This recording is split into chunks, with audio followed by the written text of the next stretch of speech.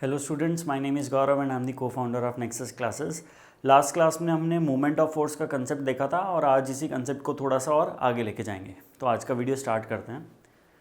सबसे पहले तो भाई मोमेंट ऑफ फोर्स के बारे में हमने क्या बोला था कि मोमेंट ऑफ फोर्स जो होता है, मोमेंट ऑफ फोर्स किसके बराबर आता है? यह आता है, इसे हम टॉर्क से रिप्रेजेंट करते हैं, that is letter tau is equal to force multiplied by perpendicular distance, यानी कि फोर्स इनटू आर। ये हमारे पास मोमेंट ऑफ फोर्स या टॉर्क, कुछ भी बोल सकते हैं इसको, इसका फॉर्मूला हमारे पास आया था। बट ये जो टॉर्क है या ये जो मोमेंट ऑफ फोर्स है, ये कैसा क्वांटिटी है बेटा? यह एक वेक्टर क्वांटिटी है। और अगर ये एक वेक्टर क्वांटिटी है तो इसके अंदर क्या डायरेक्शन भी मौजूद होगा? बिल्कुल, इसके अंदर डायरेक्शन भी होगा। तो इस टॉपिक के अंदर हम फाइंड आउट करेंगे कि इसका डायरेक्शन क्या होता है। ठीक है, तो स्टार्ट करते हैं। देखो जी, सबसे पहले तो मान लो कि ये कोई डिस्क है, यह कोई डिस्क है, हमने डिस्क कंसीडर कर लिया है। ये इस डिस्क के ऊपर हमने क्या किया? एक फोर्स अप्लाई किया इस डायरेक्शन में। तो जब ये यहाँ से पिवटेड है, ये जो पॉइंट है, ये जो पॉइंट है, ये क्या है बेटा? इसका यह पॉइंट है पिवट पॉइंट, राइट। यानी कि इस पॉइंट के अबाउट ये रोटेट हो सकती है क्लॉकवाइज या एंटी क्लॉकवाइज। अगर आप इसी डिस्क को नीचे से फोर्स लगाते हैं तो आप देखेंगे इसका रोटेशन का डायरेक्शन कुछ इस प्रकार से होगा, राइट। और ये जो डायरेक्शन ऑफ रोटेशन है ये क्लॉक के अगेंस्ट है। तो देयरफॉर आई विल से कि इस केस में डायरेक्शन कैसा है? Direction is anti clockwise. And anti clockwise direction को हम क्या लिख सकते हैं? देखो जी, दो टाइप के डायरेक्शन हो सकते हैं। One is clockwise and other is anti clockwise, right. दो टाइप के डायरेक्शन पॉसिबल है। जो क्लॉकवाइज डायरेक्शन है उसे हम नेगेटिव कंसीडर करते हैं, एंड जो एंटी क्लॉकवाइज डायरेक्शन है इसे हम क्या मानते हैं? इसे हम पॉजिटिव कंसीडर करते हैं। तो अगर आप इस केस के अंदर इस डिस्क के ऊपर कोई फोर्स लगाते हैं नीचे से, तो वो एंटी क्लॉकवाइज रोटेट करता है। और इस एंटी क्लॉकवाइज रोटेशन को हम क्या बोलेंगे? This is positive rotation. Similarly यहाँ पे अगर आप ऊपर फोर्स लगा दोगे तो इसका डायरेक्शन ऑफ रोटेशन ऐसा हो जाएगा जैसे क्लॉक चलता है। तो क्लॉकवाइज रोटेशन को हम क्या बोलते हैं? This is negative. क्लियर हुआ? इस रोटेशन को हम क्या बुलाते हैं? नेगेटिव। तो इस मोमेंट पे जो टॉर्क जनरेट हुआ है वो पॉजिटिव है, इस जगह पे जो टॉर्क जनरेट हुआ है वो नेगेटिव है। Is it clear? तो हम सेम फोर्स की पॉइंट ऑफ एप्लीकेशन चेंज करके पॉजिटिव या नेगेटिव बना सकते हैं टॉर्क, यानी कि क्लॉकवाइज या एंटी क्लॉकवाइज रोटेशन क्रिएट कर सकते हैं, राइट। ठीक है जी, आगे प्रोसीड करते हैं। देखें, लेट अस से कुछ एक एग्जाम्पल देखते हैं मोमेंट ऑफ फोर्स के या टॉर्क के कुछ एग्जाम्पल देखते हैं। फॉर एग्जाम्पल डोर है, यहाँ पे एक डोर ड्रॉ किया हुआ हमने। इस डोर के अंदर अगर आप ध्यान से देखोगे, जो डोर का हैंडल होता है, डोर का जो हैंडल होता है वो डोर के पिवट से जितना दूर हो सके उतना दूर बनाया जाता है। फॉर एग्जाम्पल अगर यह एक डोर है, ठीक है जी, और डोर जो है वो इस पॉइंट पे पिवटेड है, यानी कि इस पॉइंट पे के अबाउट इन्हें डोर हिंजेस भी बुलाया जाता है। This is a hinge. तो यहाँ पे जो इसका हैंडल होगा डोर का, वो इस हिंज से जितना मैक्सिमम दूर हो सकता उतना दूर बनाया जाएगा, राइट। देयरफॉर आप देखेंगे जो हैंडल है वो इस एरिया के अंदर क्रिएट किया जाता है। This is handle. अब उसका रीजन क्या है? पिवट से जितना ज़्यादा दूर होगा हैंडल, उतना ही क्या डिस्टेंस ज़्यादा कर दिया हमने। डिस्टेंस यानी कि कौन सा डिस्टेंस? Perpendicular distance. और हम जानते हैं मोमेंट ऑफ फोर्स यानी कि टॉर्क जो है वो किसके बराबर होता है? Force into perpendicular distance. तो अगर परपेंडिकुलर डिस्टेंस ज़्यादा है तो क्या टॉर्क ज़्यादा होगा? टॉर्क ज़्यादा होगा, इसका मतलब क्या? रोटेशनल इफेक्ट ज़्यादा होगा। देयरफॉर जो डोर का हैंडल होता है वो एकदम एक कोने में बनाया जाता है। उसे हिंज के जितना पास लेके आओगे उतना टफ होगा उसे डोर को ओपन या क्लोज करना। उससे जितना दूर ले जाओगे उतना ईजी होगा हमारे लिए डोर को ओपन या क्लोज करना। तो इस तरीके से हम डोर को ऑपरेट करते हैं, राइट। सिमिलरली आप ये मान सकते हैं ये स्टीयरिंग व्हील है। जिस तरह स्टीयरिंग व्हील का ये एक स्टीयरिंग व्हील, हमने एक डायग्राम में स्टीयरिंग व्हील ड्रॉ किया हुआ है। स्टीयरिंग व्हील को रोटेट करना है तो हम कहाँ से करते हैं, उसकी एजेस से उसे रोटेट करते हैं। यहाँ से हम क्या करेंगे, एक ऊपर का फोर्स लगाएंगे, यहाँ से हम क्या करेंगे, एक नीचे का फोर्स लगाएंगे। तो ऐसा होगा तो क्या करेगा यार, वो एंटी क्लॉकवाइज डायरेक्शन के अंदर रोटेट करने लगेगा। Is that right? ऑब्वियसली भाई। तो यहाँ से क्या होता है, इसका रोटेशन होना चालू हो जाता है। और हम जानते हैं एंटी क्लॉकवाइज रोटेशन को क्या बोलते हैं हम, anti clockwise rotation is positive. Similarly अगर इसके अपोजिट कर देंगे तो क्या होगा, यहाँ पे नीचे फोर्स लगा दो, यहाँ पे ऊपर फोर्स लगा दो, जिससे कि क्या होगा, ये क्लॉकवाइज रोटेट करने लगेगा। और जो क्लॉकवाइज रोटेशन होता है उसे हम क्या बुलाते हैं, उसे हम नेगेटिव बुला देते हैं। Is it clear? ठीक है जी, आगे प्रोसीड करते हैं। देखो और देखते हैं एग्जांपल्स। लेट अस से ये बाइसिकल है, ये बाइसिकल का फ्रंट व्हील है, ये बाइसिकल का रियर व्हील है, और ये उसका फुट पेडल है।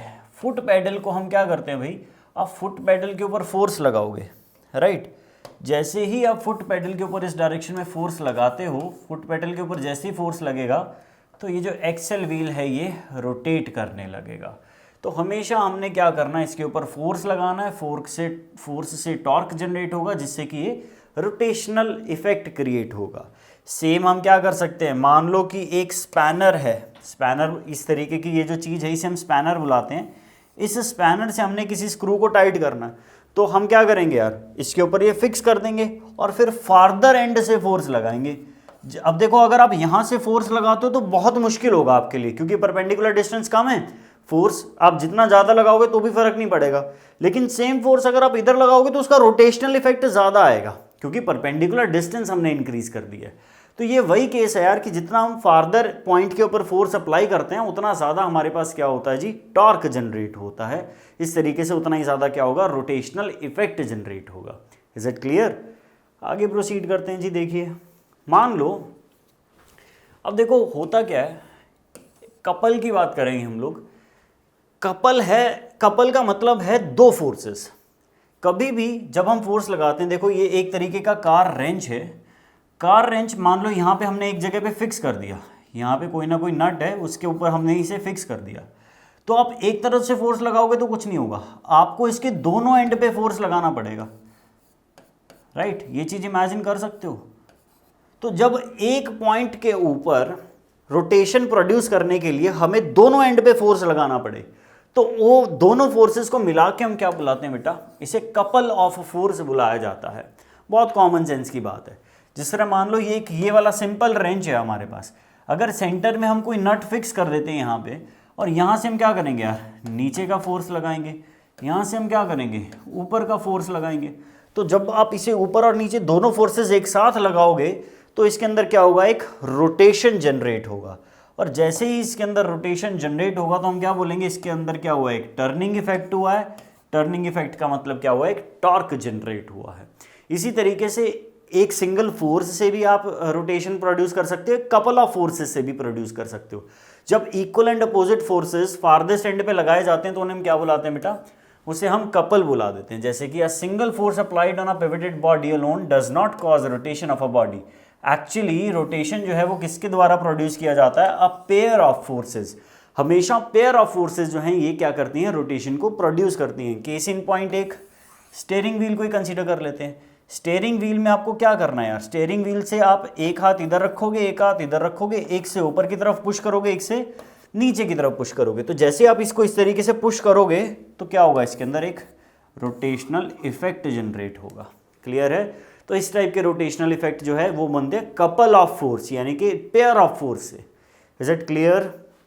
चलो भाई आगे देखते हैं हम लोग। अब मूवमेंट ऑफ कपल भी लिखते हैं हम। एक सिंगल फोर्स की वजह से तो हमने मूवमेंट कैलकुलेट कर ही लिया, अब इसकी वजह से भी हम, कपल की वजह से भी हम मूवमेंट लिखना चाहेंगे, टॉर्क लिखना चाहेंगे। देखते हैं इसकी वैल्यू कितनी आती है। देखो भाई मान लो ये सिचुएशन अपने को गिवन है, यहाँ पे पिवटेड पॉइंट है, इसको ओ बुला दिया हमने, टोटल डिस्टेंस डी है या टोटल लेंथ डी है।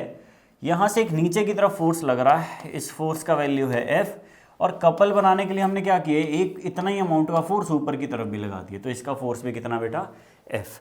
यहाँ से पिवटेड पॉइंट से जरा डिस्टेंस मेजर करते हैं, इस फोर्स का परपेंडिकुलर डिस्टेंस क्या हाफ ऑफ टोटल आएगा, टोटल कितना है डी, तो इसका आधा कितना हो जाएगा, डी बाई टू। सिमिलरली इस फोर्स का परपेंडिकुलर डिस्टेंस, क्या ये d/2 आएगा? बिल्कुल, ये भी d/2 के बराबर आएगा। ठीक है, तो इस केस में अगर आप ध्यान से सोचोगे इस सिनेरियो को, तो आपको पता चलेगा यार कि एक ये वाला फोर्स है, यह भी एक अपना टॉर्क जनरेट कर रहा है। ठीक है जी, ये भी रोटेट करवाना चाहता है, और ये वाला फोर्स है, ये वाला फोर्स भी टॉर्क जनरेट जो है ये करना चाहता है। दोनों जो है अपने अपने तरीके से टॉर्क जनरेट करना चाहते हैं, दोनों अपने अपने तरीके से रोटेशन प्रोड्यूस करना चाहते हैं। तो जब हम टोटल या नेट टॉर्क लिखेंगे तो उसे क्या लिखा जाएगा? नेट टॉर्क लिखा जाएगा पहले वाले का टॉर्क प्लस दूसरे वाले का टॉर्क, इसका टॉर्क प्लस उसका टॉर्क, दोनों को ऐड कर देंगे तो हमारे पास क्या आएगा? नेट टॉर्क आ जाएगा। क्लियर है? चलो ठीक है, अब पहले तो देखते हैं यार फर्स्ट वाले टॉर्क का वैल्यू क्या है। फर्स्ट वाला टॉर्क फोर्स कितना है? F multiply by perpendicular distance कितना है बेटा? d/2 के बराबर। अब अगर आप सोचो तो दूसरे वाला जो फोर्स है उसका भी तो इतना ही टॉर्क आ रहा है। सेकंड टॉर्क की बात करते हैं। फोर्स कितना है बेटा? F, और परपेंडिकुलर डिस्टेंस कितना है? d/2। तो पहला और दूसरा टॉर्क दोनों बराबर हैं? बिल्कुल बराबर हैं। अच्छा, अब ध्यान से सुन, ये जो फोर्स है क्या ये एंटी क्लॉकवाइज रोटेशन प्रोड्यूस करेगा? बिल्कुल। ये वाला जो फोर्स है ये भी एंटी क्लॉकवाइज डायरेक्शन प्रोड्यूस करेगा। तो ये दोनों ही फोर्सेस खुद फोर्स अपोजिट लग रहे हैं, बट इनसे होने वाला रोटेशन जो है वो सेम है। ये चीज इमेजिन कर सकते हो आप लोग? इसकी वजह से भी ये नीचे जाएगा, इसकी वजह से ये ऊपर जाएगा, लेकिन घूमने का डायरेक्शन जो है वो एंटी क्लॉकवाइज ही रहेगा। और हम एंटी क्लॉकवाइज टॉर्क को क्या लिखते हैं? पॉजिटिव लिखते हैं। तो ये दोनों टॉर्क क्या आ जाएंगे बेटा? पॉजिटिव आ जाएंगे। तो अब ध्यान से सुने, टोटल टॉर्क जो है उसके अंदर हम क्या करेंगे? Torque net torque 1 plus torque 2 के बराबर था, तो टॉर्क नेट जो है वो किसके बराबर आएगा? F into d/2 plus F into d/2, यानी कि 2 टाइम्स F इंटू d/2। 2 से 2 कैंसिल आउट कर सकते हैं, तो ये किसके बराबर आएगा? ये आएगा F multiply by d। Is it clear? तो एक कपल से इतना टॉर्क जनरेट कर सकते हैं, F into d। Is it clear? आसान तरीका है देखो याद रखने का। कैसे हमें इसे याद रखना है? हम बोलेंगे कि एक कपल की वजह से जो टॉर्क होता है ये होता है फोर्स मल्टीप्लाइड बाय सेपरेशन। कौन सा separation? Separation between the force. अब अगर आप ध्यान से देखो यहाँ पे फोर्स का वैल्यू कितना है? F। कोई भी एक फोर्स कंसीडर करना है तो फोर्स का वैल्यू कितना बेटा? F मल्टीप्लाई बाय दोनों फोर्सेस के बीच में सेपरेशन कितना है? सेपरेशन है d। तो यहाँ पे क्या लिख देंगे? d। तो टॉर्क का जो वैल्यू है वो किसके बराबर आ जाएगा? F multiply by d। Exactly वही जो अभी हमने कैलकुलेट किया था। तो इस तरीके से हम याद रख सकते हैं कि एक कपल जो है इसका टॉर्क कितना होता है? F इंटू डी के बराबर। क्लियर है? आगे प्रोसीड करते हैं। देखो जी, मान लो अब हम बात करेंगे थोड़ा सा इक्विलिब्रियम ऑफ बॉडीज़ के बारे में। ठीक है जी, कपल के बारे में हमने पढ़ लिया ऑलरेडी, तो इक्विलिब्रियम की बात करेंगे। मान लो कि यहाँ पे एक ऑब्जेक्ट रखा हुआ है जिसका मास है m और ये ज़मीन पे रखा था। यहाँ पे एक इंसान आया और इसने इसके ऊपर एक फोर्स लगाया F। तो हुआ क्या? ये ऑब्जेक्ट खिसक के आगे चलने लगा। लेकिन इसी दौरान एक दूसरा इंसान आया, उसने भी एक फोर्स लगा दिया F। तो ये ऑब्जेक्ट इस फोर्स की वजह से आगे जाना चाहता है, लेकिन उस फोर्स की वजह से पीछे जाना चाहता है। अब क्योंकि ये फोर्सेस जो हैं ये बराबर हैं, देयरफॉर ये ऑब्जेक्ट जो है ये मूव ही नहीं करेगा, ये रेस्ट में रहेगा। क्लियर है? ऐसी सिचुएशंस को हम इक्विलिब्रियम बुलाते हैं, जब ऑब्जेक्ट के ऊपर लगने वाले सभी फोर्स जो हैं वो क्या हो जाएं? ज़ीरो हो जाए। क्लियर हुआ? ठीक है। अब देखो इक्विलिब्रियम की एक और डेफिनेशन है, ये तो है फोर्स के रिगार्डिंग में। अब अभी अभी हमने पढ़ा फोर्स से रोटेशनल इफेक्ट भी हो सकता है, और रोटेशनल इफेक्ट को क्या बुलाते हैं? हम टॉर्क बुलाते हैं। तो एक डेफिनेशन और है इसका टॉर्क के रिस्पेक्ट में। मान लो इस तरीके से एक अरेंजमेंट है आपके पास, आपने यहाँ पे एक m मास रखा। ये m मास क्या है? इस तरफ खाली रखा हुआ है, तो यार ये जो है ये नीचे फोर्स लगा रहा है, इसकी वजह से ये जो ऑब्जेक्ट है ये ऐसे रोटेट होना चाहता है कि नहीं? बहुत सिंपल सी बात है, ऐसा करोगे तो ये रोटेट हो जाएगा, ये मास नीचे चला जाएगा। क्लियर है? लेकिन इसको बैलेंस करने के लिए यहाँ पे हमने क्या किया, एक और मास m रख दिया।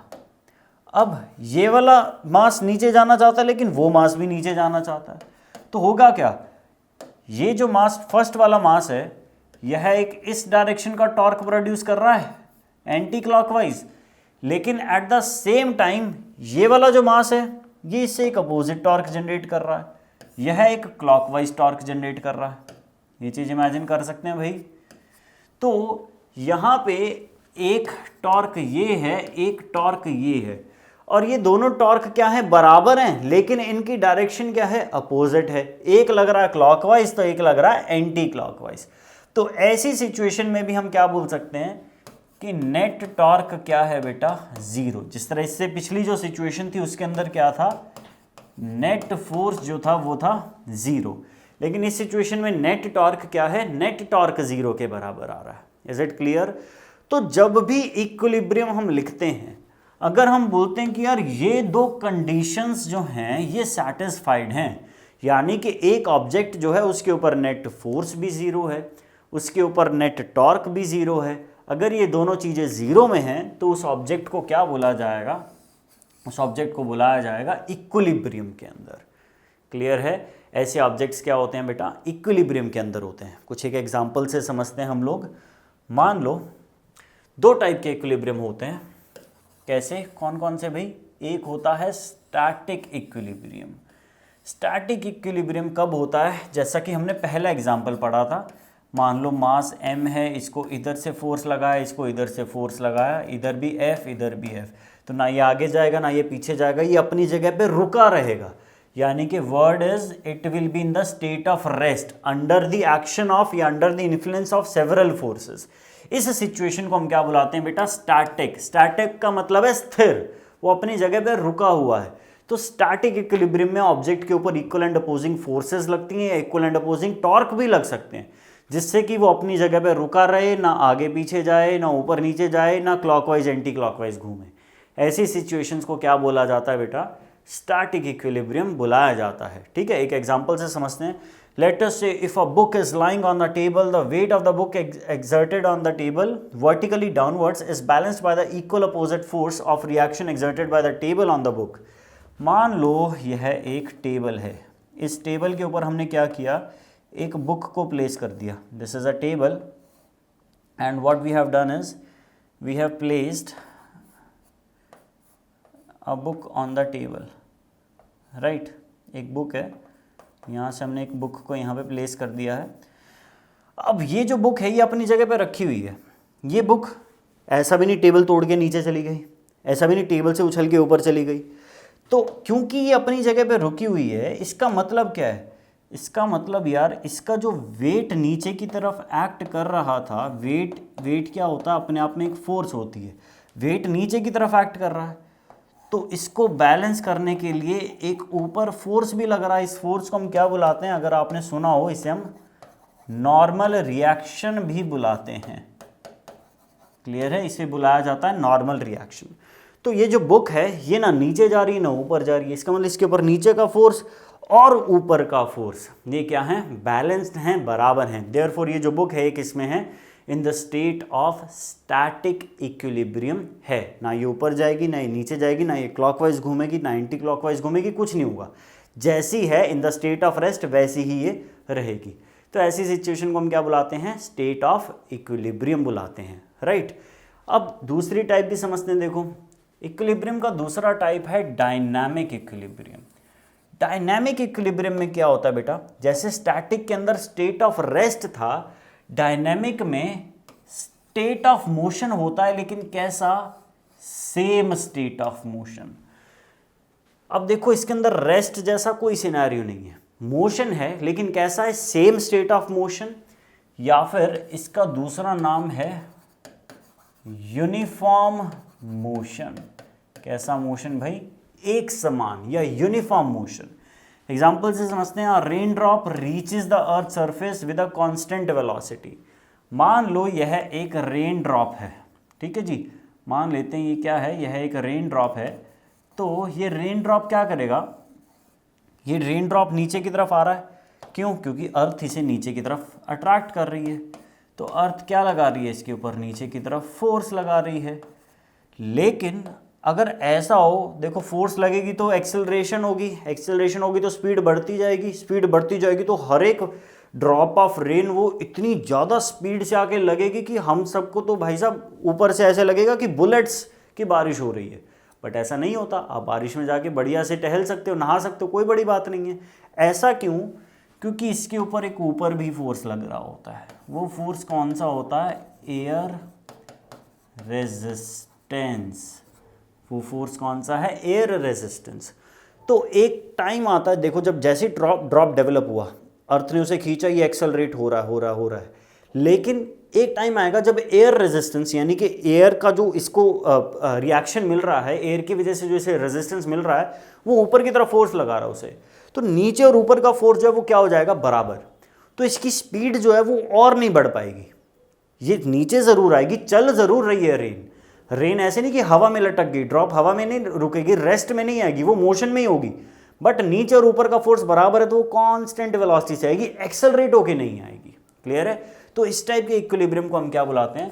डायनेमिक इक्विलिब्रियम बुला देते हैं। क्लियर है? जब भी सेम स्टेट ऑफ मोशन होता है, यूनिफॉर्म मोशन होता है या अनएक्सेलरेटेड मोशन होता है, तो उस केस में क्या होता है? डायनेमिक इक्विलिब्रियम का कंसेप्ट यूज करते हैं। और एग्जांपल समझते हैं बेटा।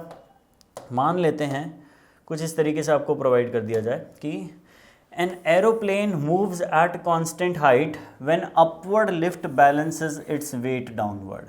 ठीक है, मान लो कि एक प्लेन है अपने पास, ठीक है जी,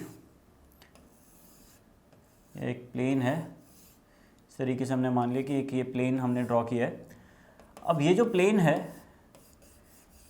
एक टाइम ऐसा आएगा बेटा, इस प्लेन का देखो हर एक ऑब्जेक्ट के अंदर वेट होता है, तो नीचे की तरफ क्या लग रहा होगा? इस प्लेन का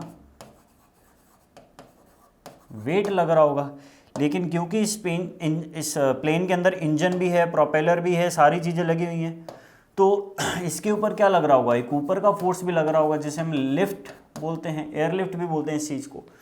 तो अगर ये ऊपर का फोर्स और नीचे का वेट बैलेंस हो जाए, तो प्लेन जो है वो जितनी हाइट पे चल रहा है उसी हाइट पे चलेगा, ना उससे ज़्यादा हाइट पे जाएगा। लिफ्ट ज़्यादा होगा तो प्लेन ऊपर चला जाएगा, वेट ज़्यादा होगा तो प्लेन नीचे आ जाएगा। बराबर होगी तो वो जहाँ चल रहा है वहीं चलता रहेगा, रुकेगा नहीं। ऐसा नहीं कि दोनों फोर्स बराबर हो गए तो प्लेन हवा में रुक गया, ऐसा नहीं होता। होवरक्राफ्ट थोड़ी है भाई, वो तो प्लेन है।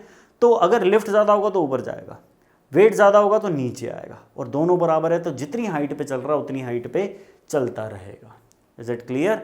तो ये एक और डायनामिक इक्विलिब्रियम का एग्जांपल है। एक और एग्जांपल समझते हैं। देखो जी, मान लो there is a stone tied at the end of a string when whirled in a circular path with a uniform speed is in a dynamic equilibrium। बिल्कुल सिंपल है। देखो क्या कहना चाह रहे हैं हम लोग यहाँ पे, आसानी से समझते हैं। देखो मान लो आपने बोला कि चलो, हाथ में आपने एक रस्सी से पत्थर बांधा हुआ था और आपने उसे घुमाना चालू किया। ये रस्सी है और यहाँ पे एक पत्थर है आपके पास, आपने क्या किया? इसे घुमाना चालू किया तो ये पत्थर क्या हुआ? घूमने लगा। अब किसी भी मूवमेंट में ये जो पत्थर है, अगर आपके हाथ से रस्सी छूट जाए तो ये पत्थर सीधा जाके लगेगा किसी के, है कि नहीं? बट ऐसा हो नहीं रहा। हम मानते हैं कि यार देखो, ये पत्थर हर समय बाहर निकलने की कोशिश करता है। आप इसे घुमा रहे हो ना, आप पत्थर की जगह अपने आप को इमेजिन करो, आपको बाहर की तरफ फोर्स लगेगा। अगर आप पत्थर पे बैठे हो तो आप बाहर की तरफ, आपको ना स्विंग महसूस होगा, बाहर की तरफ फोर्स लगेगा। क्लियर है? लेकिन ये बाहर जा नहीं पाता। क्यों? क्योंकि इस रस्सी ने इसे रोका हुआ है। रस्सी क्या कर रही है यार? इसके ऊपर एक फोर्स लगा रही है। इस फोर्स को टेंशन भी बुलाते हैं। जो स्ट्रिंग के अंदर या रस्सी के अंदर फोर्स लगता है उसे हम क्या बुलाते हैं? टेंशन। और जो इसके ऊपर बाहर की तरफ फोर्स लग रहा है, इसका भी एक नाम है, इसे हम बुलाते हैं सेंट्रीफ्यूगल फोर्स। इसे हम क्या बुलाते हैं भाई? Centrifugal force. तो जब भी एक पत्थर को एक चक्कर के अंदर घुमाया जाता है तो रस्सी द्वारा लगने वाला टेंशन और उसके ऊपर लगने वाला सेंट्रीफ्यूगल फोर्स ना इसे अंदर आने देता है और ना ही इसे बाहर जाने देता है। तो उस कांस्टेंट सर्कुलर पाथ में वो बार बार घूमता रहता है बस अपनी जगह में। क्लियर है? अगर टेंशन ज़्यादा होगी तो वो अंदर आ जाएगा, उसका सर्कल छोटा हो जाएगा। अगर सेंट्रीफ्यूगल फोर्स ज़्यादा होगी तो वो रस्सी तोड़ के बाहर भी जा सकता है। क्लियर है? लेकिन ऐसा होता नहीं है, बैलेंस है तो वो जो सर्कल में था उसी सर्कुलर पाथ के अंदर घूमता रहता है। आई होप ये क्लियर हुआ हो आपको। तो इसके बाद हम चलते हैं भाई इक्विलिब्रियम की कंडीशंस में। देखो इक्विलिब्रियम की कंडीशन अभी हमने थोड़ी देर पहले भी डिस्कस करी थी, वो सेम ही है, कोई बड़ी बात नहीं है। इसके अंदर दो कंडीशन होती, कैसे? Resultant of all the forces, सभी के सभी जो फोर्सेस लग रहे हैं किसी भी बॉडी पे, उनका टोटल क्या होना चाहिए? जीरो होना चाहिए। अब ध्यान से सुने, मैं ये नहीं बोल रहा फोर्स जीरो होना चाहिए, मैं ये बोल रहा हूँ फोर्सेस मिला के जीरो आने चाहिए। फॉर एग्जाम्पल मान लो ये गाड़ी है एक, ठीक है, आपने बोला कि गाड़ी खराब हो गई तो गाड़ी को धक्का लगाना है, तो आपने गाड़ी के पीछे जाके गाड़ी को धक्का लगाना चालू किया। अब ऐसे में आपका दोस्त था, उसने गाड़ी को आगे से धक्का लगाना चालू किया, तो आप लगा रहे हो इधर फोर्स, ये लगा रहा है इधर फोर्स, तो गाड़ी ना पीछे जाएगी गाड़ी ना आगे आएगी, तो फोर्स तो लग रहा है ना, लेकिन फोर्स इक्वल एंड अपोजिट लग रहा है, तो इसका सम क्या आ जाएगा? जीरो। तो यानी कि total forces acting should be in what? In should produce a zero resultant. Therefore हम बोल देंगे कि ये जो गाड़ी है एक इसके अंदर है इक्विलिब्रियम में है। एंड मोर ओवर एक और कंडीशन है इसके साथ साथ, the algebraic sum of movements of all the forces, यानी कि मूवमेंट ऑफ फोर्स बुला लो, चाहे इसे टॉर्क भी बुला सकते हैं हम, sum of forces and sum of torque, ये भी क्या होना चाहिए बेटा? ये भी जीरो के बराबर आना चाहिए। जैसा कि हमने बोला था पहले भी कि नेट फोर्स क्या होना चाहिए? जीरो, और नेट टॉर्क क्या होना चाहिए? जीरो। Is it clear? जब भी ये सिचुएशन होगी हम बोलेंगे ऑब्जेक्ट किसके अंदर है? ऑब्जेक्ट एक इक्विलिब्रियम के अंदर है। जब सारे फोर्सेस मिलके जीरो हो जाएं, जब सारे टॉर्क मिलके जीरो हो जाएं, इन दोनों ही सिचुएशन के अंदर क्या होता है? इक्विलिब्रियम प्रोड्यूस हो जाता है। हम बोलते हैं कि body is in the state of equilibrium. Clear है? तो आई होप ये छोटे छोटे जो कंसेप्ट्स हैं ये आपको समझ में आए होंगे। तो आज के लिए हमने ज़्यादा नहीं किया है, थोड़ा सा ये कंसेप्ट है इक्विलिब्रियम का, मोमेंट ऑफ फोर्सेस का, इनकी डायरेक्शंस का, तो ये छोटे छोटे कंसेप्ट्स हमने किए हैं। आई होप ये वीडियो आपको समझ में आया हो। ये वीडियो आपको अच्छा लगे तो इसको लाइक करें, शेयर करें, सब्सक्राइब करें, एंड कमेंट के अंदर बताएं कि इससे अगला चैप्टर आप कौन सा स्टार्ट करवाना चाहते हैं। And in this chapter also if you have any doubt तो मेक श्योर कि आप उसे कमेंट बॉक्स के अंदर मेंशन करते हैं। Thank you so much.